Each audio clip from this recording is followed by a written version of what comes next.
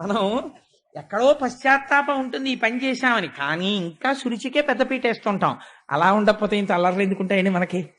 ఆ అజ్ఞానం పోవడానికే దాల్చినాడు ఇది విండం కదా. అందుకని ఈ మాటలంటే నారదుడు అన్నాడు, ఒరే నువ్వు తొడెక్కించుకోలేదు, కానీ ఇప్పుడు ఆయన ఏ స్థితి పొందేశాడో తెలుసా ధ్రువుడు? ముందు శుభవార్త చెప్పేమంటే అంత ఇష్టమోనండి నారదుడికి, తన ప్రమేయం లేకుండా జరిగిపోతుందేమో అని పరిగెత్తేస్తుంటాడు. చూడండి, అది అందరికీ ఉండే హృదయం కాదండి. ఒక్కొక్కరికి పెట్టడం అంటే ఎంత ఇష్టం, తొందర పడిపోయి పెట్టేస్తారు. ఒక్కొక్కరికి సేవ చేయడం అంటే ఎంత ఇష్టం. మా అనురాధక్క చూడండి, ఎక్కడైనా సేవ చేయమంటే ఎంత ఇష్టం. మా ముత్యాలు సత్యనారాయణ వీళ్ళందరూ. అందుకని కొంతమంది సేవా తత్పరతతో ఉంటారు. అలా ఎంత సంతోషం ఓ శుభవార్త చెప్పడం అంటే.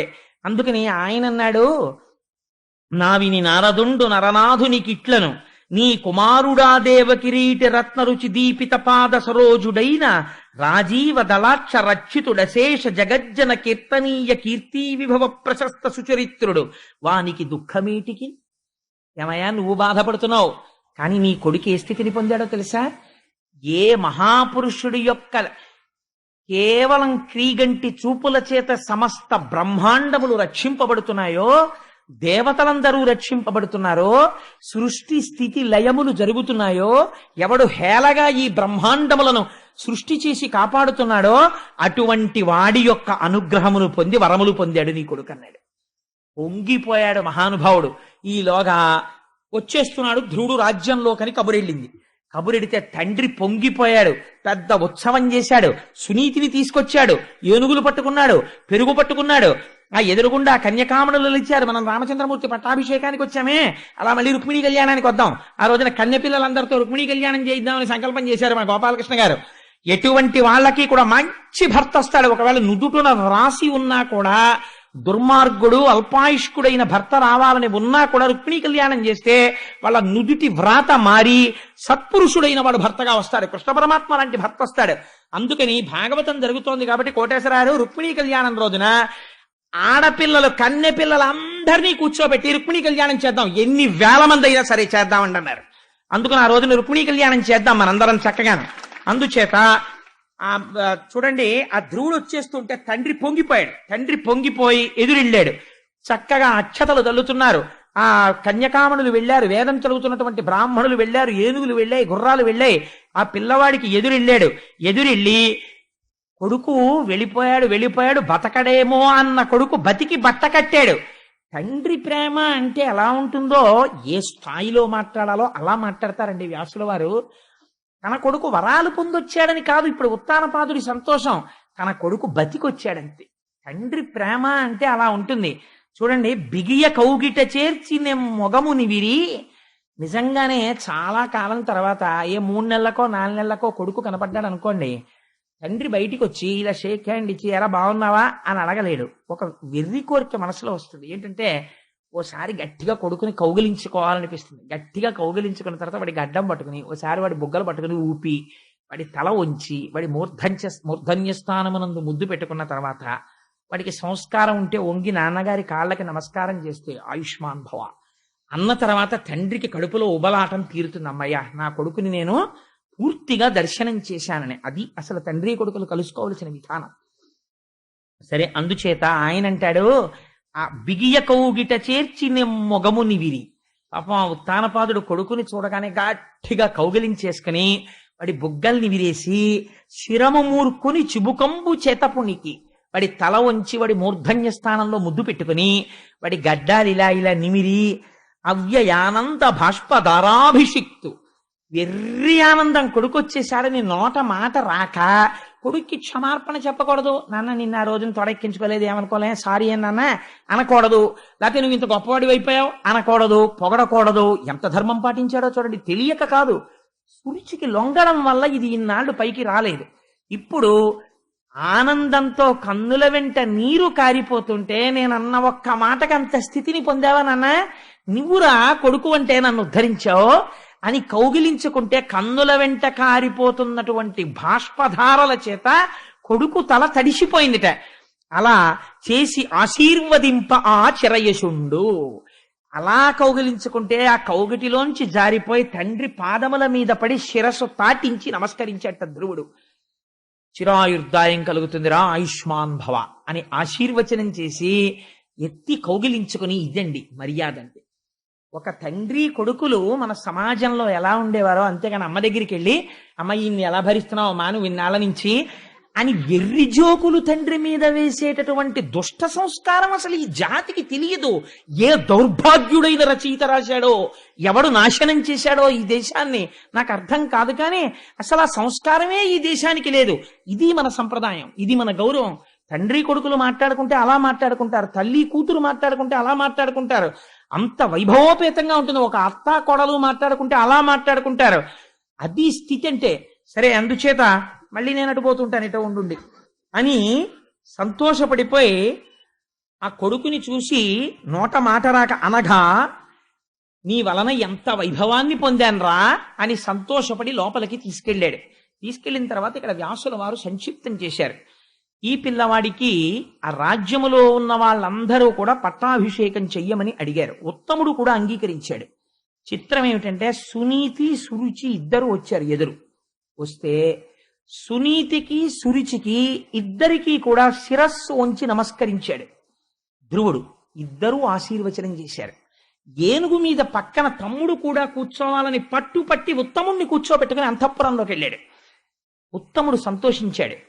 ఈయనకి పట్టాభిషేకం చేయమని ప్రజలందరూ అడిగారు. ధ్రువుడికి పట్టాభిషేకం చేశాడు. చేసిన తరువాత ఒక గమ్మత్తు జరిగింది. మీరు ఇది బాగా జ్ఞాపకం పెట్టుకోవాలి జీవితంలో.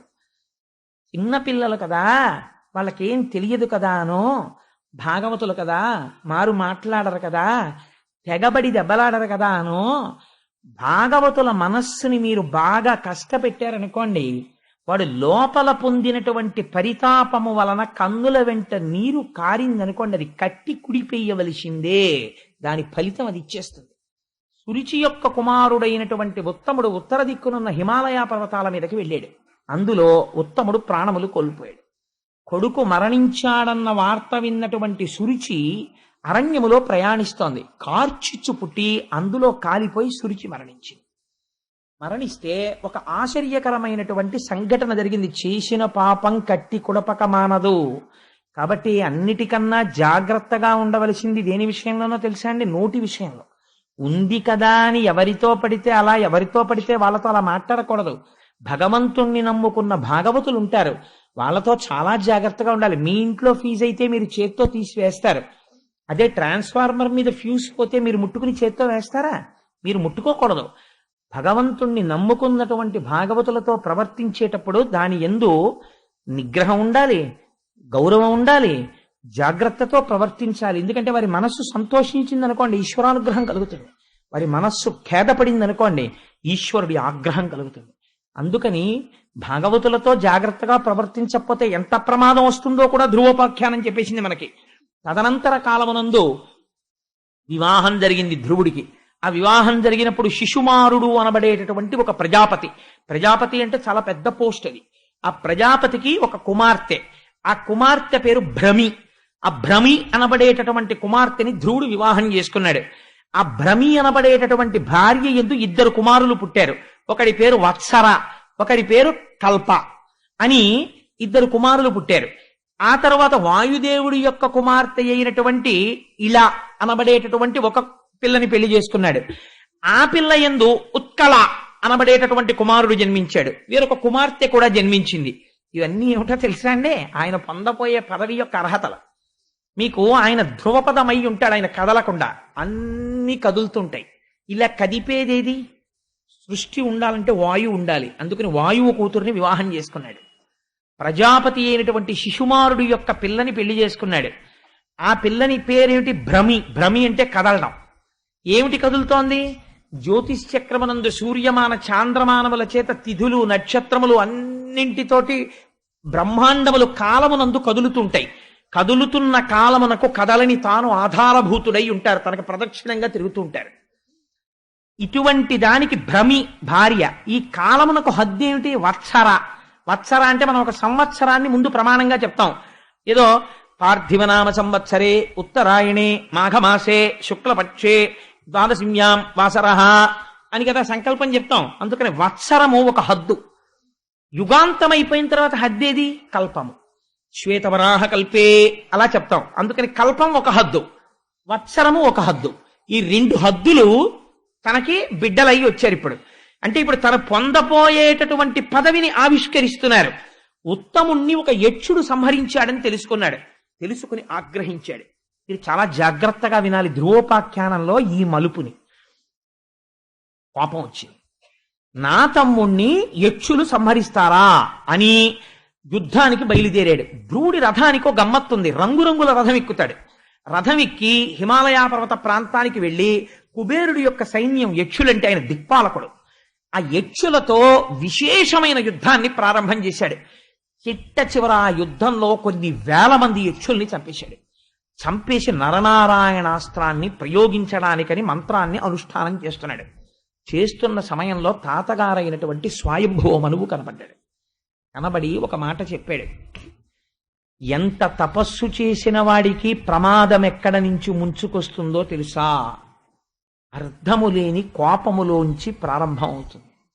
నువ్వంత తపస్సు చేశావు, 5 సంవత్సరముల వయస్సులో తపస్సు చేశావు. నీ కోపాన్ని ఈశ్వరుడి యందు తపస్సుగా మార్చావు, ఈశ్వరానుగ్రహాన్ని పొందావు. ఎవ్వరూ పొందలేనటువంటి ధ్రువ పదవిని పొందావు. ఇంత పొంది ఇన్ని తెలిసి నీ తమ్ముణ్ణి ఒక యక్షుడు సంహరించాడు. జనన మరణములు ఈశ్వర సంకల్పితములుగా జరుగుతాయి, పాపపుణ్య ఫలితములుగా ఈశ్వరుడు అనుగ్రహిస్తాడని మరిచిపోయావు. పొగడకూడదు మనవణ్ణి. మరిచిపోయి ఒక యక్షుడు చంపితే ఆ యక్షుణ్ణి నువ్వు చంపితే దోషం లేదు. మొత్తం యక్ష జాతిని సంహరిస్తున్నావు. యక్షులందరూ ఎవరిని సేవిస్తారు? కుబేరుణ్ణి సేవిస్తారు. కుబేరుడు ఎవరిని సేవిస్తాడు? అన్నగారి అంత అనుబంధంతో పరమశివుణ్ణి సేవిస్తాడు. ఇప్పుడు యక్షుల యొక్క ప్రమాదము కుబేరుడి చెవిన పడి కుబేరుడికి కలిగిన ఆగ్రహము శివుడికి తెలిస్తే నువ్వెంత ప్రమాదమునకు వెళ్ళిపోతావు?